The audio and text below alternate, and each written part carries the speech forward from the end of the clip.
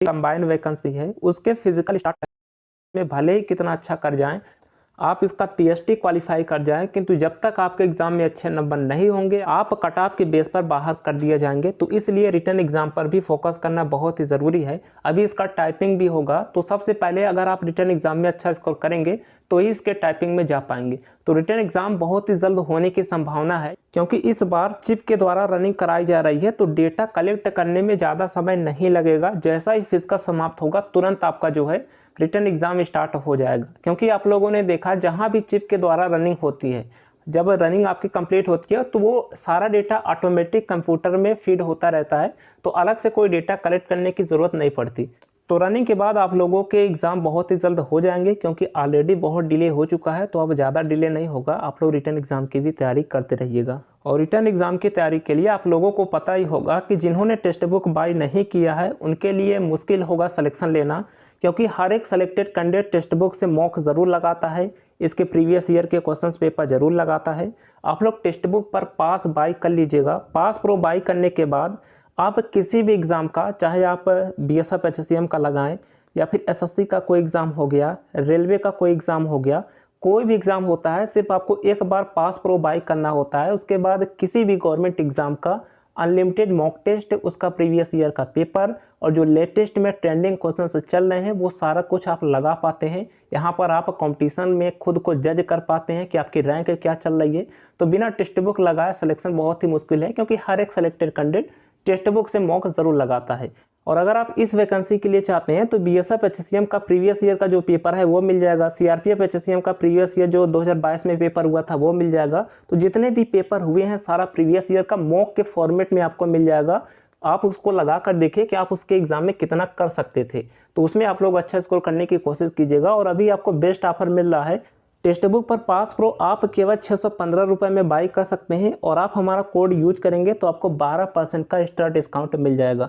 तो code by करके आप टेक्स्ट बुक पर पास प्रो ज़रूर बाई कर लीजिएगा और यहाँ से मॉक लगाइए और देखिए कि आपके एग्ज़ाम में कितने बन सकते हैं। ज़्यादा से ज़्यादा मॉक लगाएंगे तो आप समझ पाएंगे कि आपके एग्ज़ाम में कैसा पेपर आएगा।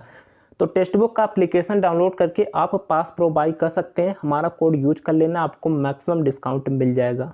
तो देखिए फ्रेंड्स, पहले मैं आपको फिजिकल का पूरा प्रोसेस बता देता हूँ कि अंदर क्या क्या हो रहा है।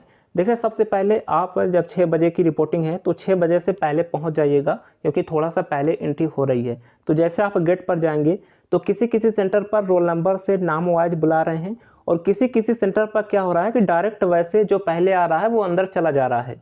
तो आप लोग कोशिश करके थोड़ा सा पहले ही जाइएगा, क्योंकि किसी सेंटर पर रोल नंबर से नाम से बुला रहे हैं, उनके पास लिस्ट होती है, वो लिस्ट वाइज अंदर ले रहे हैं, किंतु किसी सेंटर पर वैसे ही डायरेक्ट अंदर जो पहले आ रहा है पहले चला जा रहा है।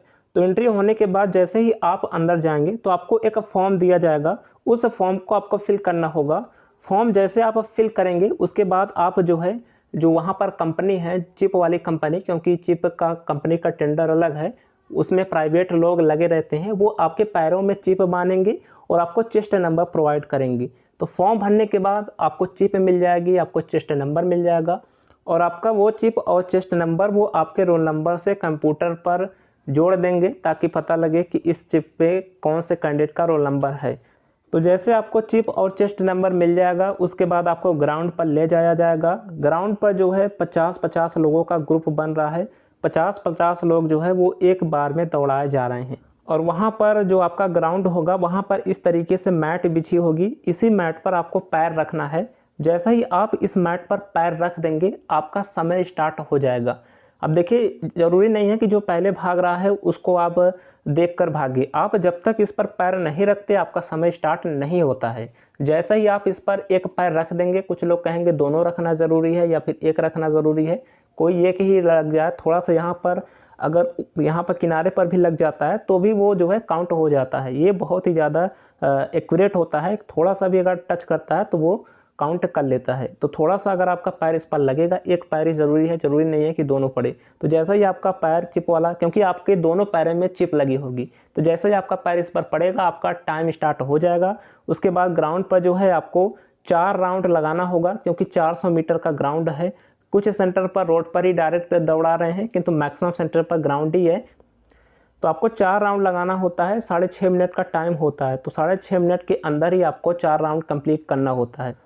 तो जैसे ही आपका 4 राउंड कंप्लीट होगा, सभी कैंडिडेट की जब इस ग्रुप की रनिंग समाप्त हो जाएगी तो आपसे जो है आपका चेस्ट नंबर और चिप उतार लिया जाएगा। उसके बाद दूसरे ग्रुप के लोगों को दौड़ाया जाएगा। तो इस तरीके से ग्रुप वाइज वो दौड़ा रहे हैं। 50-50 का एक ग्रुप बन रहा है, तो ज़्यादा भीड़ नहीं हो रही है। 50 का ग्रुप आपको सफिशिएंट स्पेस मिल जाता है। अगर आपको पीछे रहना पसंद है, फिर ये आपके किसी काम की नहीं। दैनिक भास्कर ऐप अभी डाउनलोड करें। नेक्स्ट ईयर लेटर इस तरीके से मिल जाएगा, वहाँ पर आपको बता दिया जाएगा कि आप जो है पास हो गए हैं। इस तरीके से आपको एक स्लिप मिल जाएगी। ये रनिंग पास वालों के लिए स्लिप है। जो रनिंग पास कर जाएगा उसे इस तरीके से स्लिप मिल जाएगी और उनके पास एक लिस्ट होगी। उस लिस्ट में आपको साइन भी करना होता है, वहाँ पर आप लोग साइन ज़रूर करिएगा। उनके पास पूरा लिस्ट होती है। साइन कराने के बाद आपको जो है ये क्वालिफिकेशन वाला स्लिप दे देंगे, इसे आप घर लेके आ सकते हैं। उसके बाद जो क्वालिफाई नहीं कर पाएगा उनको इस तरीके से स्लिप मिलती है। उनको बताया जाता है कि आपने कितना टाइम लिया। जैसे यहाँ पर देखिए इनका जो टाइम है वो 6:32 है, अर्थात ये 2 सेकंड से फेल हो चुके हैं। तो इस तरीके से जो क्वालिफाई नहीं रहेगा उनको इस तरीके से स्लिप मिलेगी। फेल वालों के लिए इस तरीके से स्लिप होगा, यहाँ पर लिखा होगा रिजेक्शन स्लिप। और जो पास होगा उनका इस तरीके से स्लिप मिलेगा, उनका यहाँ पर क्वालिफाइड लिखा रहेगा।